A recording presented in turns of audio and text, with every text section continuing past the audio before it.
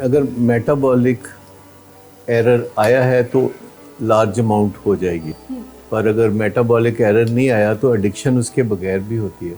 Psychological addiction, लोगों को ऐसी चीज़ों से एडिक्शन होती है जो कि मूड ऑल्टरिंग नहीं होती, पर कोई रिवॉर्ड होता है उनका और वो उसको करना चाहते हैं चाहे नुकसान हो।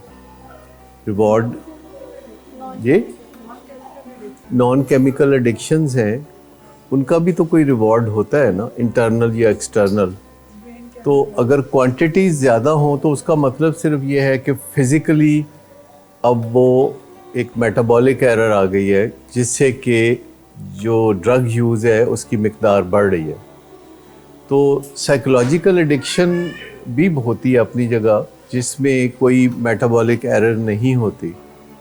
जैसे फूड एडिक्शन जो है ये साइकोलॉजिकल एडिक्शन है, क्योंकि इसमें कोई मेटाबॉलिक एरर नहीं होती, सिर्फ खाना खाने का मज़ा आता है ज़्यादा और लोग ज़्यादा खाना खाते हैं। सो लार्ज अमाउंट होना ड्रग की कोई ज़रूरी नहीं है, और ड्रग यूज़ के बाद मत मारी जाना कोई ज़रूरी नहीं है।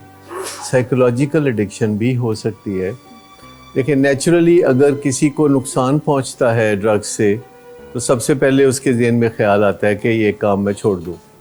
कोई नुकसान पहुंचता है, और अगर कोई नुकसान दूसरा ले लेता है और जो एडिक्ट है उसको नुकसान नहीं होने देता, तो फिर वो कभी भी नहीं इलाज के बारे में सोचेगा। और ज़्यादातर यही सिचुएशन होती है जिसे एनेबलिंग और प्रोवोकिंग के ज़रिए मेंटेन कर रहे होते हैं लोग एडिक्शन को। लेकिन अगर नशे से किसी को तकलीफ़ होना ज़रूरी है तो फिर वो किसको होनी चाहिए तकलीफ़? नशा का एडिक्ट, क्योंकि वही इससे बेनिफिट कर सकता है। फैमिली इससे कोई बेनिफिट नहीं कर सकती।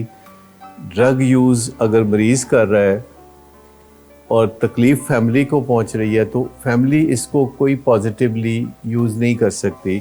आप देखिए कि फैमिलीज़ कई कई साल तक तकलीफ़ बर्दाश्त करती है, तब कहीं जाके वो इलाज की तरफ सोचते हैं या इलाज की तरफ रुजू करते हैं। जबकि मरीज़ को अगर तकलीफ़ पहुंचे तो एक हफ़्ता ही बहुत है। एक हफ़्ता ही मरीज़ को तकलीफ़ पहुंचे नशे से, कभी एक तकलीफ़, कभी दूसरी तकलीफ़, कभी कोई एक्सीडेंट, कभी पुलिस में पकड़े जाना और 2-4 दिन वहाँ रहना, और कभी जॉब का चले जाना, कभी होमलेस हो जाना। ये चीज़ें लोगों को इस तरफ माइल करती हैं कि वो नशे को छोड़ दें, या ट्रीटमेंट सीकिंग बिहेवियर को वो बढ़ाती हैं। मोटिवेशन, अगर चाहते हैं कि पेशेंट के अंदर मोटिवेशन हो तो 2 तरीके हैं। या तो उसको एक्चुअल तकलीफ़ पहुँचे नशे से, आपसे नहीं। जो तकलीफ़ आपसे पहुँचती है वो कभी भी इलाज की तरफ माइल नहीं करती। यानी अगर जो तकलीफ़ फैमिली की तरफ से पहुंचती है वो और ज़्यादा प्रोवोकिंग के ज़रिए नशे को बढ़ाती है। लेकिन अगर उसको तकलीफ़ नशे से पहुंचती है और वो कनेक्ट कर पाता है, डॉट से डॉट कनेक्ट कर पाता है कि ये तकलीफ़ मुझे फैमिली से नहीं पहुंची, ये तकलीफ़ मुझे नशे से पहुंची है। अगर ऐसा होता है कि नशे से तकलीफ़ पहुंची है और पेशेंट को पता चल गया कि ये नशे से पहुंची है, फैमिली से नहीं, यूजुअली पेशेंट इस बारे में कंफ्यूज भी होता है कि उसको नशे से तकलीफ़ पहुंचती है और वो समझता है कि ये फैमिली से पहुंच रही है, क्योंकि नशे से तकलीफ़ भी तकरीबन उसी टाइम हो रही है अगर जिस टाइम पे फैमिली वाला आके तंग कर रहा है।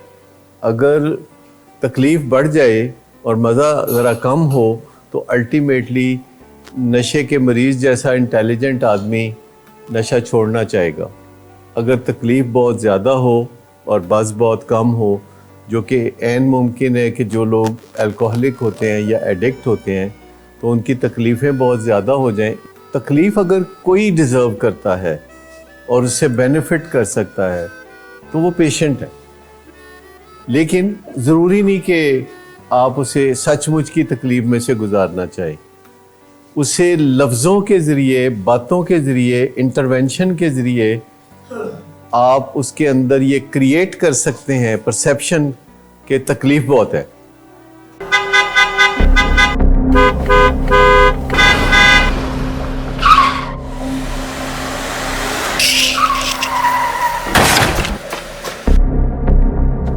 ये इंसान, इतनी देर से गेट क्यों खोला? सोए हुए थे तुम क्या? सर मैंने तो मिनट भी नहीं बकवास ना लगाया। कर तुम मेरे साथ। क्या कर रहे हैं आप? अब्बा जी घर पे हैं, नशे में गालियां दे रहे हैं। खुदारा होश में आए, क्या हो गया आपको? होश में कैसे आऊं? सारा किया धरा इन्हीं का तो है। शराब नोशी की वजह किरदार की खराबी नहीं, मूड की खराबी है।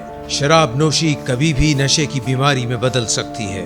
नशे की बीमारी हर स्टेज पर काबिले इलाज है। मदद हासिल कीजिए, क्योंकि वो ऐसा नहीं करेगा। विलिंग वेज से मदद हासिल कीजिए, कहीं से भी मदद हासिल कीजिए, लेकिन फौरी मदद हासिल कीजिए। जिस मुआवजे के इंतजार में आपने बहुत देर कर दी, अब वो दस्तक दे रहा है। मदद हासिल कीजिए, मदद हासिल कीजिए, मदद हासिल कीजिए।